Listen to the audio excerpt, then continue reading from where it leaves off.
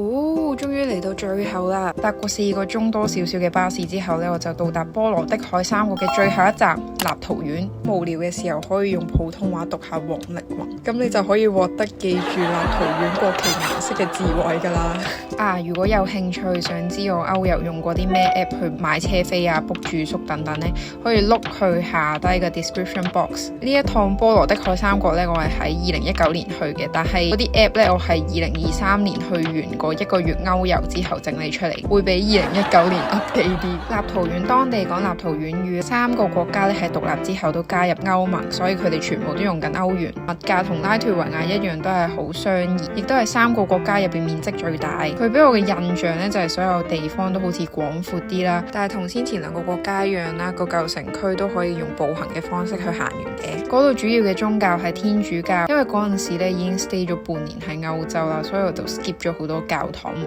去。一到咗首都維爾紐斯 Old Town 咧，就可以見到呢一個維爾紐斯主教座堂，佢可以話係立陶宛國家嘅象徵，原本咧係用嚟供奉雷神嘅，直至到基督教傳入咗立陶宛之後咧，就有第一座嘅木造教堂喺呢一度，跟住之後咧有一位大公爵咧就開始建造咗一個宏偉嘅哥德式教堂嚟取而代之。喺教堂隔離嘅小山丘咧就有呢個格迪米納斯塔，好難記啊個名。座塔位於佢嘅同名山丘上面，曾經係首都城堡中上嘅一部分，亦都係嗰度唯一現存嘅建築。佢目前僅剩3層樓，有啲似博物館，入面展示咗曾經城堡模型同埋武器等等。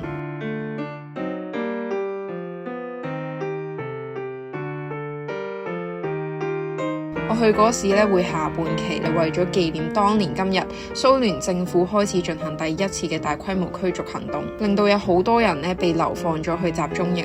做學生真係好，2歐就可以上到嚟啦，如果唔係要俾多3歐。好睇到即係河嘅對面係繁榮好多啊，即係個咩橙色好餅啊！見到個差異其實都幾大。呢一條咧係內里斯河，係立陶宛主要河流嚟嘅，中間咧隔咗一條明道加斯橋，連接咗舊城區同埋另一個行政區，而其中一條支流維爾尼亞河，正正就係維爾紐斯呢個首都名嘅由來啊！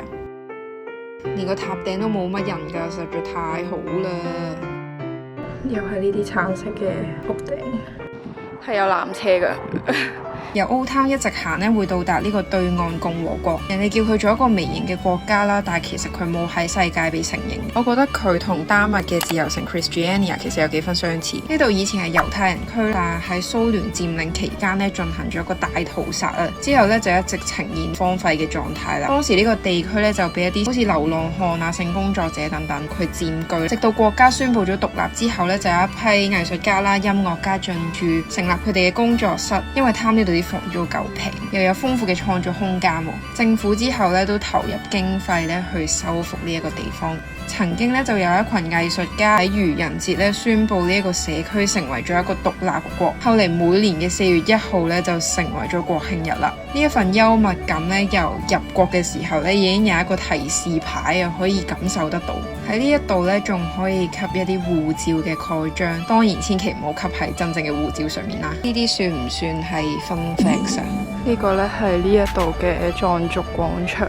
因為呢一度嘅人民咧覺得蘇聯佔領嘅命運咧同西藏有啲似，於是咧就透過一啲實際嘅行動嚟支持同埋聲援啦。連達賴喇嘛咧都曾經到訪呢度㗎。因為實在太熱嘅緣故，我決定食雪糕。去到維爾紐斯嘅火車站，準備搭車去修雷。嗰日我要搭長途車去位於立陶宛北部嘅十字架山，不過其實比起喺首都出發咧，由里加出發會更近。呢一笪地方咧充滿咗靈異故事同埋民間傳說，有好多人咧認為喺戰爭中幸免嘅立陶宛人咧，將佢哋遭受殺害嘅同胞屍體咧埋喺呢一度，形成咗呢一個小山丘等等等等嘅傳說。啲傳說真唔真咧，見仁見智啦。但係第一個十字架嘅確切來源咧，的確冇人知嘅。據聞咧係出現喺中世紀之前，當時咧歐洲處於一個混亂嘅黑暗時代，有人咧為咗紀念反抗俄國時消失嘅受害者咧，就喺呢一片荒野嗰度放下咗十字架。當時嘅蘇聯咧曾經3次咁多用推土機咧想去破壞呢一片聖地，但係人嘅信念強大起上嚟真係不容忽視。即使十字架山唔大啦，我逗留咗半個鐘都冇。依家咧已經擁有超過20萬個十字架同埋其他宗教標誌，而呢一個數字咧仲持續咁樣增長緊。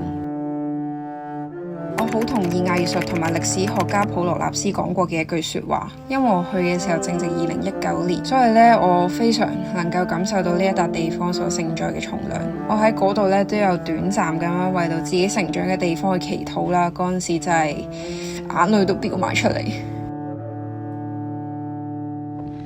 隔離咧有個 information centre 咁樣嘅嘢咧，可以喺入邊買到啲十字架留念或者放喺嗰度。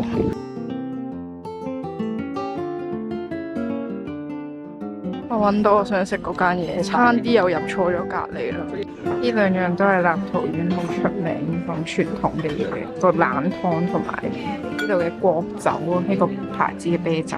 呢個咧係一個薯仔嘅 dumpling，入邊有啲肉餡啊，跟住呢個係 sour cream，佢淋喺上面食嘅。呢啲咧係立陶宛一啲傳統嘅蛋糕嚟嘅。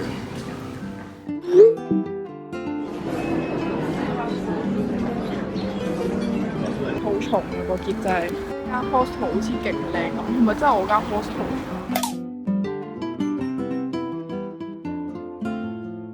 好趣致嘅呢間嘢，所以帶大家睇下。好飲啊！呢個司機已經同學生優惠不止啦，仲冇夠3字啦，跟住佢將我所有沙啲俾晒佢，就俾我飲。依家好想一杯凍嘅咖啡，而且仲要係 shopping mall 入邊好涼冷氣。嗰啲大型連鎖店咖啡入邊嘅咖啡好 specific 啊，係嘛？我依家去緊邊？我又去睇戲啦！咁我真係冇嘢做，同埋好熱，依家30幾度。我出咗嚟，諗住又行 Remy 啦，或者去記嗰度飲翻杯嘢，因為實在太熱太口渴啦。見到大超市就開心，可以買定今晚同聽朝嘅廚糧，要搭通宵車。終於俾我飲到。